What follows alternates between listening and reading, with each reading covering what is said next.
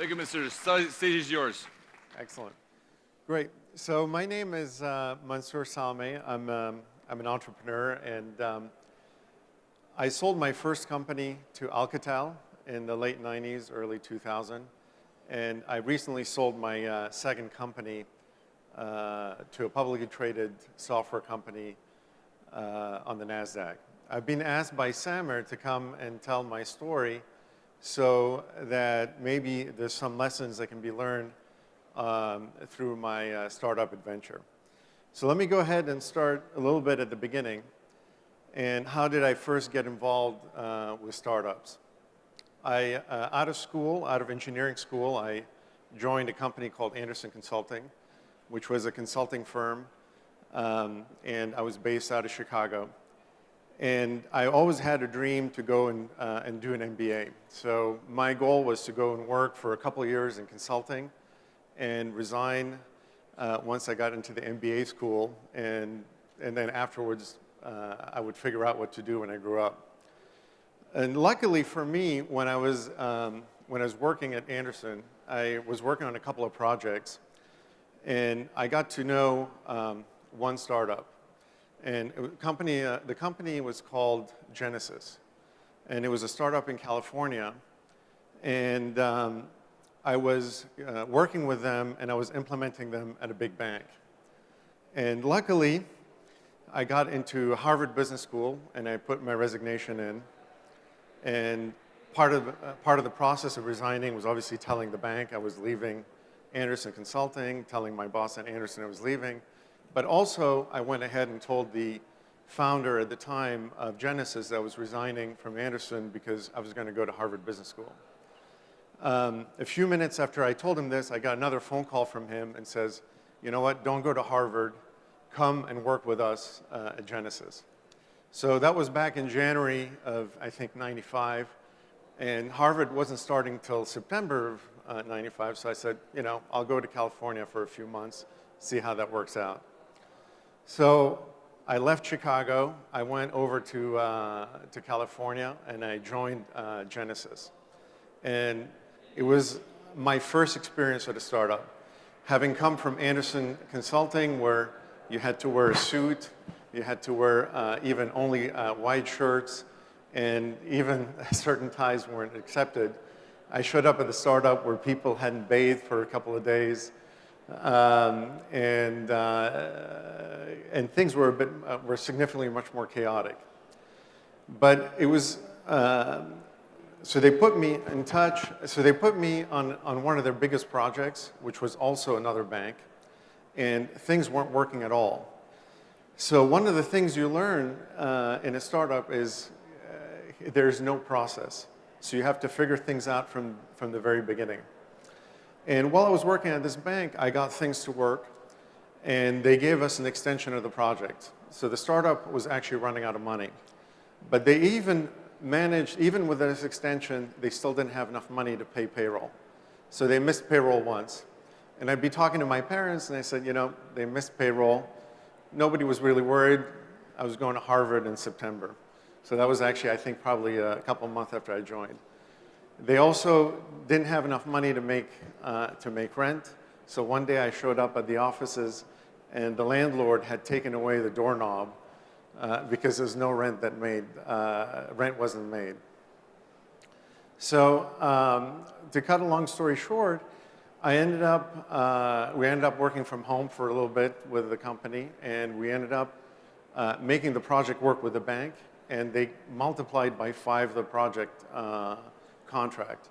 So all of a sudden, the company had money, we had offices, and there was one customer that was contacting the company from France. It was a company called France Telecom.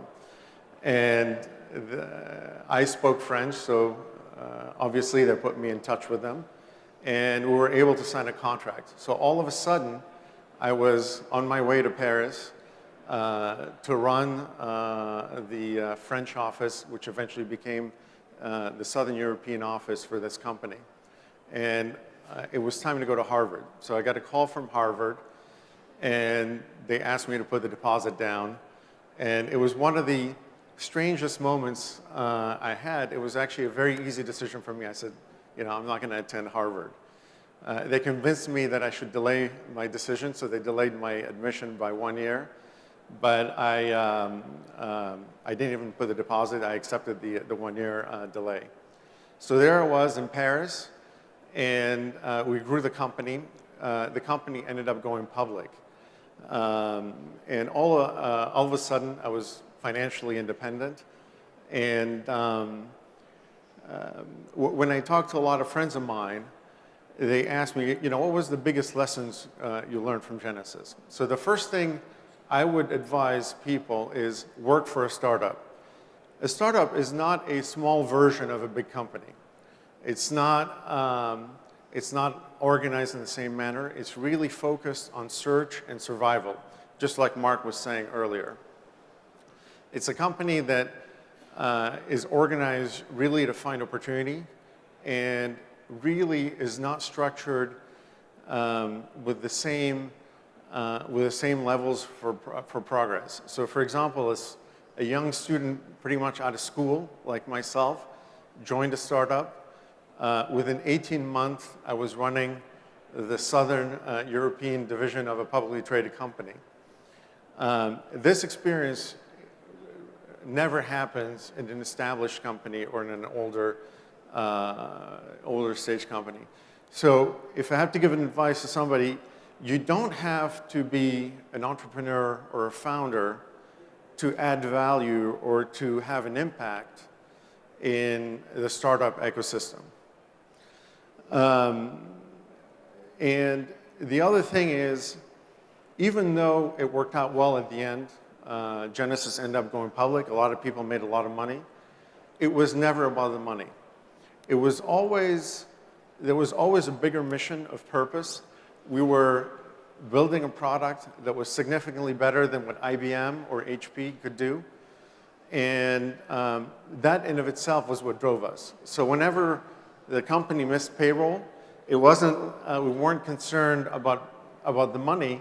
We were more concerned about the mission, about making the mission real and continuing with the mission. So shortly after Genesis went public, I was running the Southern European offices of Genesis, and I had one of my larger customers show me a software they built. Genesis sold software into call centers, and they had built what I believe was the first yield management software for call centers. So what did I do? I obviously went to my team at Genesis and said, look, we've got to license this technology, and we got to go to market with it. It's a great add-on for our existing products. It's the same customer base, and it made total sense to me. However, by that time, Genesis was public. They already had a business plan. They had an expense ratio they had to maintain the stock price. And they said, Mansour, we're just too busy. You're too busy. We can't do this. We already are too busy selling the existing products we have. So what I decided to do was I said, okay, if you guys aren't going to do it, I'm going to go ahead and do it. So I resigned. I negotiated a deal where I bought the algorithm from my former customer, and I hired a team. So I took all the money I made from Genesis in the stock market, sold it with my co-founder, and we hired a team in Lithuania that took the algorithm and built it into a product. But before I left, and before I made that final decision, I actually asked a number of my clients, would they buy this product? They all said, yes, if you have this product, we'll buy the product. So I was actually able to sell 7 licenses before the product was even built. So this was actually quite an unusual situation. It was in the late 90s by then. We built the product. We had, I think we had about 60 customers. And at the time, Cisco approached us and Alcatel approached us to acquire the company. And it was our first experience in dealing with selling a company, and we ended up selling to Alcatel. So in '99, we sold Next Stage to Alcatel. So the thing that that I learned from Genesis and was reinforced also by Next Stage is how do you find an opportunity? There's always, there's a lot of ideas that make a ton of sense, but a couple of things that happened with me at Next Stage. First, before I started, I saw a company spending a lot of money and effort building a solution that they could not license cheaper on the market. And I validated with a number of customers if they would buy a company. So it's, there's a way that you can validate if there is a market with very little effort. And the biggest validation was not that the other companies said, yes, I'm interested, was that the other companies actually paid us for the licenses before the product was ready. So that's like the ultimate validation that there is a market for this product. And even to this day, you know, even though it was a good financial transaction for everybody involved, the biggest satisfaction the team at Next Stage draws is by knowing that a number of companies around the world still use the product and get value out of it. Actually, I believe Libancel is still a customer of the Next Stage product, even almost 20 years after we sold it to Alcatel. So it's nice to see this. And so shortly after we sold Next Stage to Alcatel, I decided to, I was promoted to, I was VP of New Products. So as VP of New Products, I got to go and visit a number of customers, a number of prospects of Alcatel, and ask them, what is it they need, what is it they'd like to do? And the one thing they always told us is, Mansour, we love the Alcatel products, but we can't afford to run them. So can you find a way that somebody would run the products? And we tried to partner with different people, but it was just too hard. And that was the idea when I decided to go start my following company, which initially was called White Pajama and eventually renamed to Contactual. And we were the first software as a service provider to call centers. So we were providing technology to call centers back in 2000. We're talking about a lot of technologies that end up happening now about 15 years ago.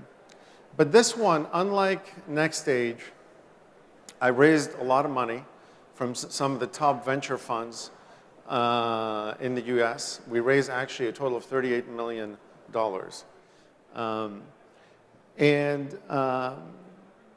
There was a number of complications. I actually ended up in a fight with my co-founder and the investors. They asked me to leave.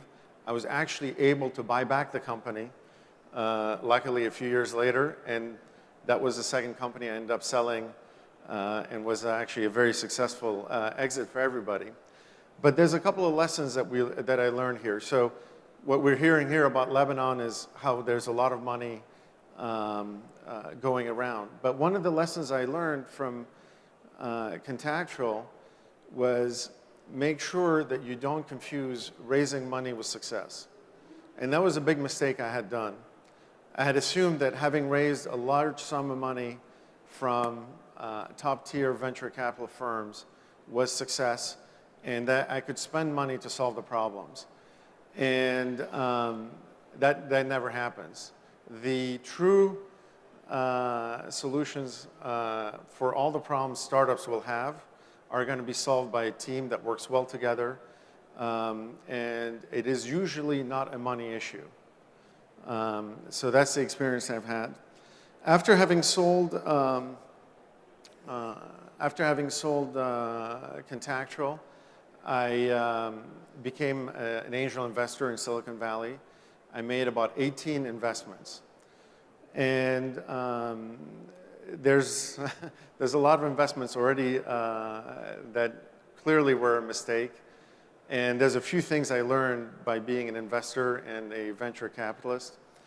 The first thing is understand what you're investing in. Unless you want to gamble your money, it's important that you understand at least what you're investing in and at least a success plan. even though there is almost a 0% chance that the success plan will happen, you have to understand the mechanics and the drivers. That's why there's a huge amount of due diligence that usually happens in successful investments, and nobody can be an expert in anything. So when I learned that lesson, I started focusing much more on industries I knew. And then the other thing is, you've probably heard it a lot, invest on the team.